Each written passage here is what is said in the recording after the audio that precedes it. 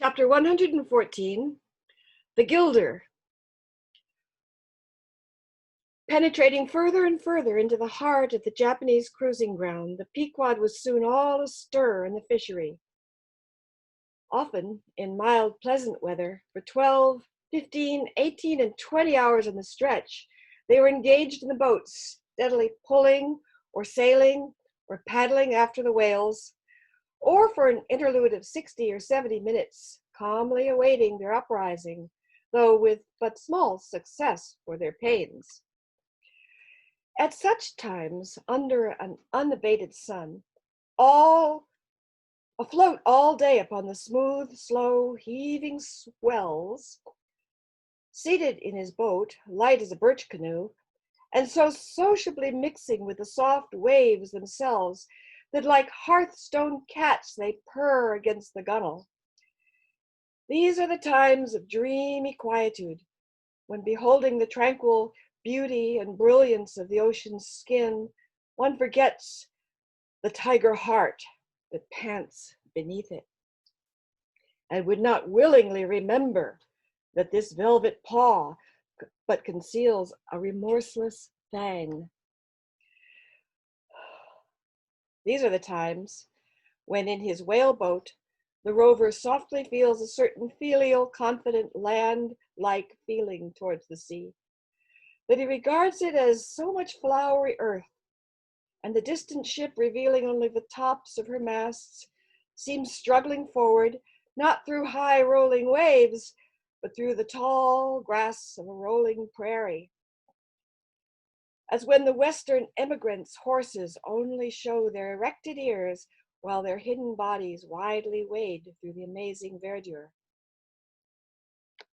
The long-drawn virgin vales, the mild blue hillsides, as over these there steals the hush, the hum, you almost swear that play-wearied children lie sleeping in these solitudes in some glad Maytime, when the flowers of the woods are plucked.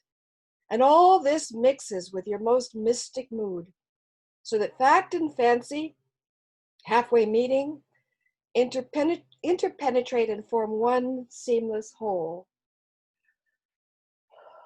Nor did such soothing scenes, however temporary, fail of at least a temporary effect on Ahab. But if these secret golden keys did seem to open in him his own secret golden treasuries, yet did his breath upon them prove but tarnishing. O grassy glades, O ever vernal, endless landscapes in the soul, in ye, the long parched by the dead drought of the early life, in ye, men yet may roll, like young horses in new morning clover, and for some few fleeting moments feel the cool dew of the life immortal on them. Would to God these blessed calms would last. But the mingling threads of life are woven by warp and woof, calms crossed by storms, a storm for every calm. There is no steady, unretracing progress in this life. We do not advance through fixed gradations, and at the last one pause, through infancy's unconscious spell, boyhood's thoughtless faith, adolescence's doubt, the common doom, then skepticism, then disbelief, resting at last in manhood's pondering repose of if. But once gone through, we trace the round again. We are infants, boys and men, and ifs eternally.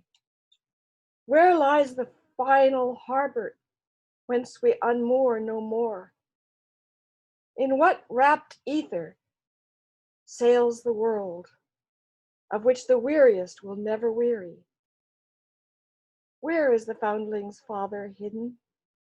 Our souls are like those orphans whose unwedded mothers die in bearing them. The secret of our paternity lies in their grave, and we must there to learn it. And that same day, too, gazing far from his boat's side into the same golden sea. Starbuck lowly murmured, "Loveliness unfathomable, as ever lover saw in his young bride's eyes. Tell me not of thy teeth-tiered sharks, and thy kidnapping cannibal ways. Let faith oust fact, let fancy oust memory. I look deep down and do believe." And Stubb, fish-like, with sparkling scale, leaped up in that same golden light. I am Stubb, and Stubb has his history. But here Stubb takes oaths that he has always been jolly.